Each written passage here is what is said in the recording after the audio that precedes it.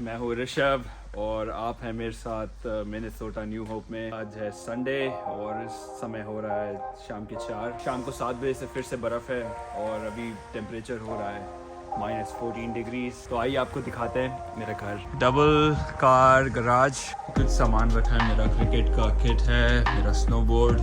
इस समय पीक है, विंटर अपने पीक पे है। ठंड लग रही है। यहाँ देख सकते हैं फायर प्लेस दिया है। बैकयार्ड कुछ ज़्यादा बड़ा नहीं है बट फिर भी एक पैटियो एरिया।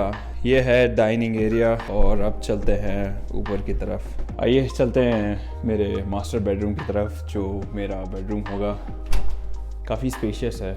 चलते हैं मेरे साथ बेसमेंट की तरफ। और यहाँ पे एक एक्स्ट्रा लिविंग एरिया या फैमिली रूम कह सकते हैं।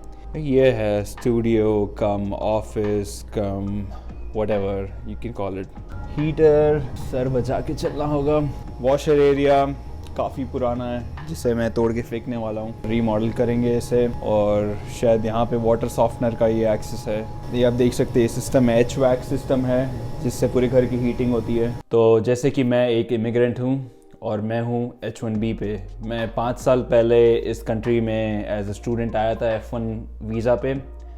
और पिछले साल अक्टूबर में मेरा H1B, जो कि वर्क वीज़ा होता है US में काम करने के लिए, वो एक्सेप्ट हो गया। H1B पे आप जैसे कि कोई भी चीज़, जैसे कोई गाड़ी हो, जैसे कोई भी पर्सनल प्रॉपर्टी हो, जैसे रियल एस्टेट हो, आप खरीद सकते हैं। अगर आप स्टूडेंट है तो आप स्टूडेंट F1 वीज़ा पे प्रॉपर्टी परचेज नहीं कर सकते हैं। डॉक्यूमेंट्स जो लगेंगे आपको, वो बेसिकली वही डॉक्यूमेंट्स होंगे जो किसी आम सिटीजन या ग्रीन कार्ड होल्डर को देना पड़े। जैसे कि आपका SSN हो, आपके पे स्टब्स हो, 2 साल के W2s which is your tax, account statements from your savings bank, आपके ट्रेडिंग अकाउंट्स जो भी हो, रॉबिनहुड, वीबुल, जहाँ भी आप ट्रेड करते हो, फिडेलिटी में, या फिर जहाँ भी आपके 401 के अकाउंट्स हो, जस्ट टू प्रूव दैट कि आप एक सॉल्वेंट है। तो आपको वो सारे स्टेटमेंट्स देने होंगे आपके मॉर्गेज या लोन प्रोसेसर को, जो आपके सॉल्वेंसी देखते हैं कि आपका डेट टू इनकम रेशियो कितना हो और आप कितना घर लोन अफोर्ड कर सकते हैं। आते हैं इस सवाल पे कि इस घर की कीमत क्या है, मैंने कितना दिया, मार्केट हॉट चल रहा है, फ्यूचर कितना होगा। तो इस घर की कीमत है, जो मैंने पे किया था वो है $335,000, जो है $3 लाख के करीब। मैंने $25,000 एक्स्ट्रा दिए थे आस्किंग प्राइस से। जिलो जो ओन करता था इस घर को, उनने लिस्ट किया था घर को 309,900 पे। और ये घर मैंने अपने बर्थडे के एक दिन पहले खरीदा है। ये घर मेरा गिफ्ट है खुद को on my 28th birthday to move towards my financial freedom. As a first time home buyer, government of USA या फिर फैनी में सिर्फ 3.5% डाउन पेमेंट प्रोड्यूस करना होगा। जो भी प्रॉपर्टी की वैल्यू होगी उसका 3.5% आपको डाउन पेमेंट फर्स्ट मंथली आपके पास होना चाहिए। उसके अलावा जो इंडिया में टोकन मनी कहते हैं, उसे यहाँ अर्नेस्ट मनी कहा जाता है। अर्नेस्ट मनी वो यूजुअली 1% होता है। तो जो भी आपकी प्रॉपर्टी की वैल्यू होगी, जैसे $2 लाख हुआ या $3 लाख, एज इन 200,000 या $300,000, उसकी 1% वैल्यू, जिसका मतलब है कि $2,000, $3,000। और ये जो पैसा है वो आप किसी और को नहीं दे रहे हैं, वो आप अपने लिए ही पे कर रहे हैं।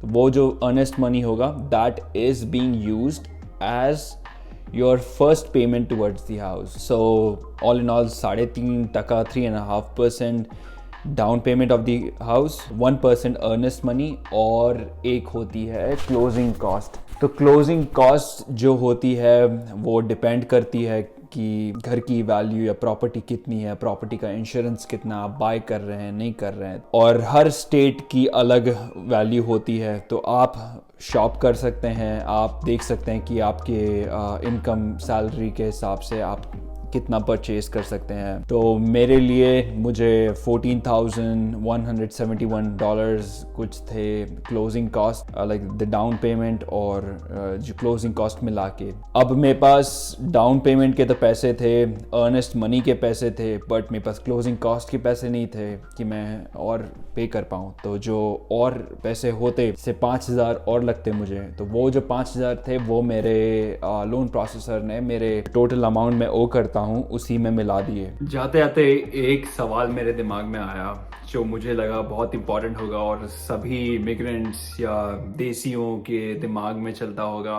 वो ये है कि हम तो H1B पे हैं और मान लो कुछ कारण से हमारा वीज़ा एक्सपायर्ड हो जाए या फिर कोई आपत्ति आ जाए, जैसे जॉब चला जाए या फिर घर जाने का ही मन क्यों ना करे। मैं कोई लीगल एडवाइज़र नहीं हूँ। मैंने मेरे जब इमिग्रेशन लॉयर को कंसल्ट किया था तो उसने ये बोला था कि you can purchase a property in the United States and you can go back home and still own the property provided you are paying your taxes. तो जब तक कि आप अपने टैक्सेस पे करते रहेंगे ये प्रॉपर्टी आपकी रहेगी। पर जो प्रॉपर्टी आप परचेज किए हैं ये कोई आपको कारण नहीं देता है कि वापस आने का। मान लो आपका मन करे कि आप इंडिया चलेगा, अब मुझे नहीं रहना है, तो उसका मतलब ये नहीं है कि आपको अलग से एक स्पेशल वीज़ा इमिग्रेशन के लिए मिलेगा। तो ये एक सबसे बड़ा रिस्क है इसमें। And still own the property provided you are paying your taxes. तो जब तक कि आप अपने टैक्सेस पे करते रहेंगे ये प्रॉपर्टी आपकी रहेगी। You just have to work hard for it. If you want something as bad as the air you want to breathe around you, you'll have it. So अगर आपको चाहिए, आपको कितना badly चाहिए तो आप रखोगे, और बाकी जितना हमारे हाथ में हो उतना एफर्ट मारना चाहिए। बाकी जितना भगवान के हाथ में हो ऊपर वाले के पास छोड़ दें। कोई भी क्वेश्चन हो आप मुझे नीचे कमेंट में पूछ सकते हैं।